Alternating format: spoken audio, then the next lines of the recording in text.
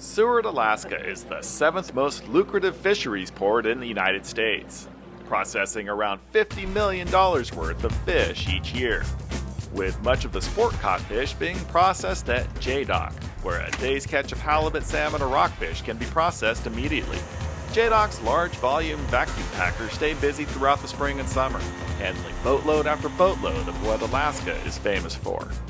Before Seward was established in 1903, a Russian fur trading post laid claim to these waters, but now it's all about the fishing. Today we're heading out to experience some fast-paced halibut fishing with Captain Randy Wells, who operates the Seward Fish Company. So we're going out of Seward Harbor today. We've got a pretty light sea, calling for about 15 knot wind out of the southwest and a 6-foot swell. Resurrection Bay is about 14 miles long. As soon as we leave Resurrection Bay, we'll be in the Gulf of Alaska.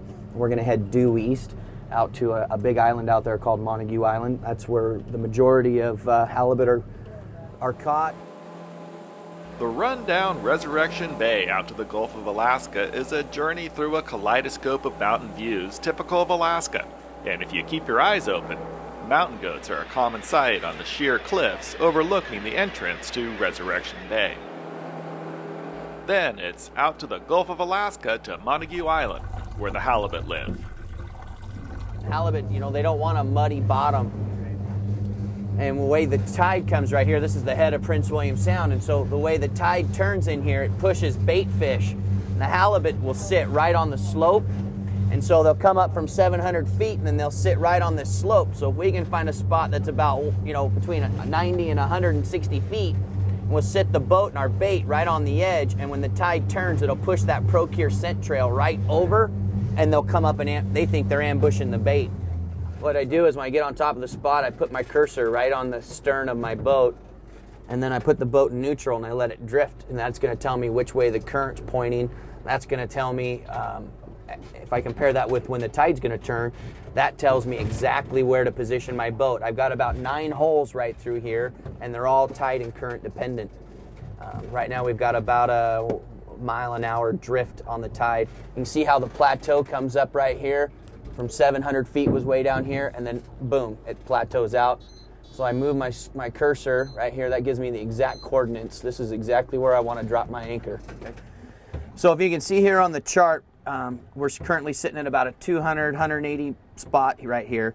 And right out here's the deep parts, 500, 600 feet. And if I zoom in, this is where I left my cursor, and you can see that we're drifting away from the spot. Well, when I put the boat back on this spot and drop the anchor, our scent trail is going to be drifting to this drop-off, and these halibut are sitting right on this drop-off. So we've got a perfect tide and a perfect drift for our scent.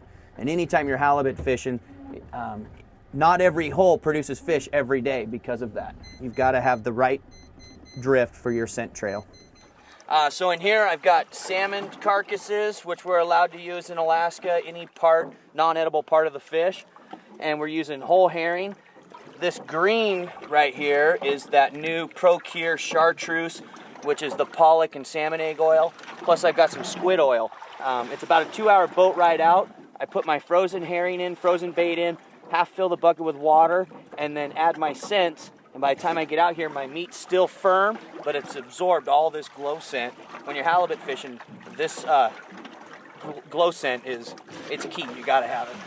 So whenever you're halibut fishing, if you can, you always want at least one jig rod out because it's kicking up dirt, it's giving lots of action, and it'll bring the fish to your scent line. So you've got to have at least one jig rod out. The guy jigging will get worn out, so everybody will take turns with it.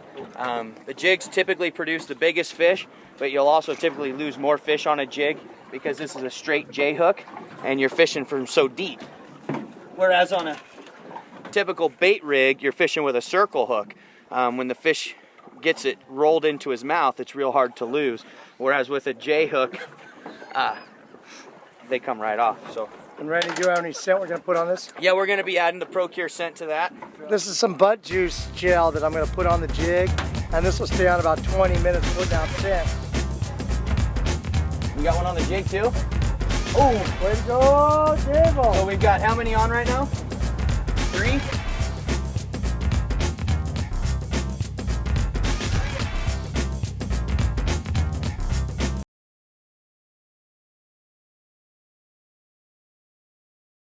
Welcome back to Seward, Alaska. I'm Justin Wolf. We're staying at the Grand Alaska Lodge where the food is really excellent. Steve Lynch of Procure, his sons Jake and James, and friends Dave and Dan Gerard are lucky to be staying in such a comfortable lodge as they've had an extremely busy day of halibut fishing with Captain Randy Wells.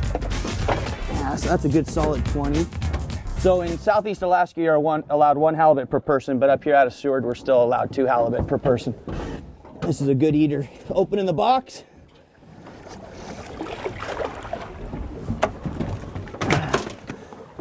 Oh yeah, that's a good one. That's a fatty. Is that a better fish? Yeah, it is. Take your time with him. Don't horse him in. If he needs to take line, let him take line. Don't reel against him. It's big. When you get into a big, powerful fish, if he wants to take it, let him take it. There you go. That's what we came for. Drop down bottom. Bang, bang.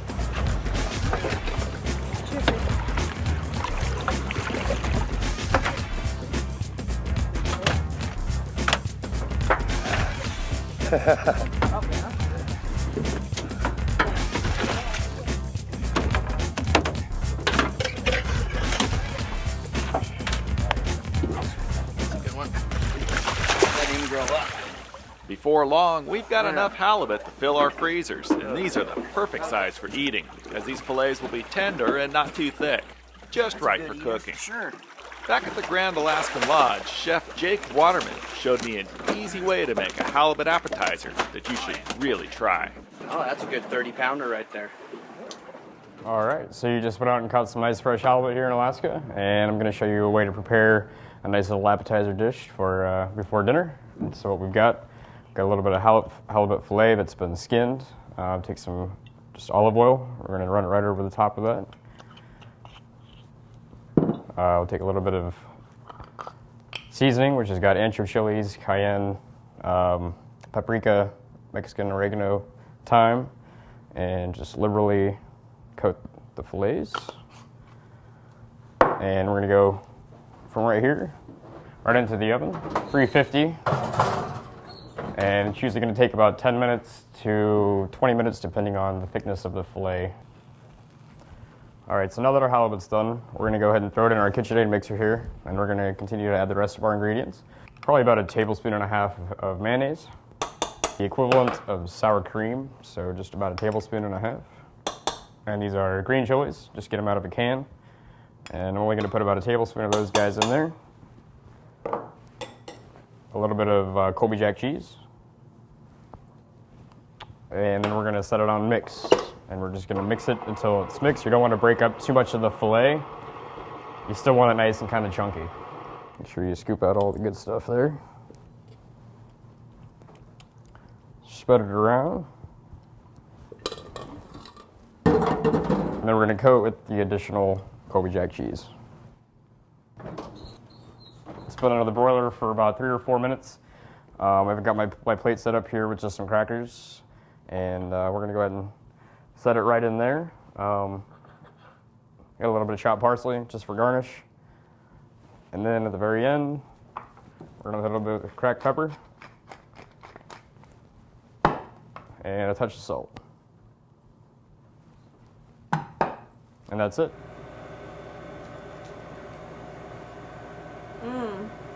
That's so good.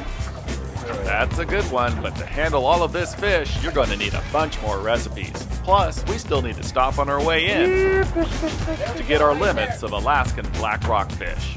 All the way down? 55, 60 feet. They're pretty thick. They're real thick. Oh, man. Everybody got fish? Yeah. Yep. I got a big one. Oh! There's a good one. Oh, that is a nice one right there. Oh, yeah, that is a good one right there. Look at that. Oh, I got a good one.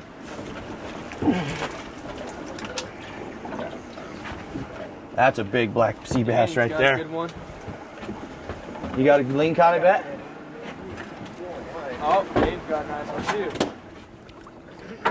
Oh, nice.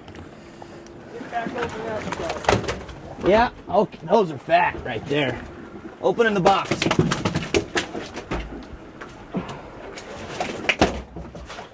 Okay, reel them up. Let's go do it again. That's a great spot. It got to be 9 feet deep. Wow. So I'm gonna put us right on top of them again, but then pull away so that we don't get sucked on top of that rock. From growing up in Oregon and fishing down there before I came up to Alaska, those of you guys that fish down there, you'll see these diamond jigs at the rockfish stores or at the tackle shops. All I've got going on is 2 split rings, and then I've got a 7/0 owner sidewasher hook on there. Guys are always asking, what about bait? The only thing I put on here is my Procure gel, and that's all you need. You bounce it off the bottom, and to them it looks and smells like a bait fish. Good. Give it a little slack. Got one. What's our depth? Our depth is 24 feet.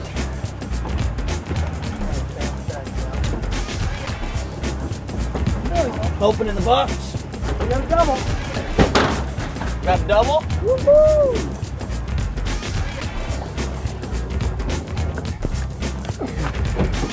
Way to go, Jay. That is trophy class Alaska black rockfish right there. That's as good as it gets right there.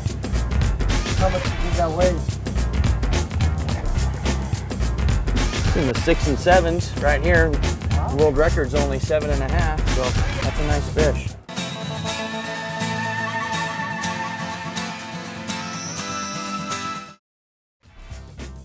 For information on booking your own trip to Seward, contact Randy Wells at the Seward Fish Company. Call him today or go to fishsewardalaska.com.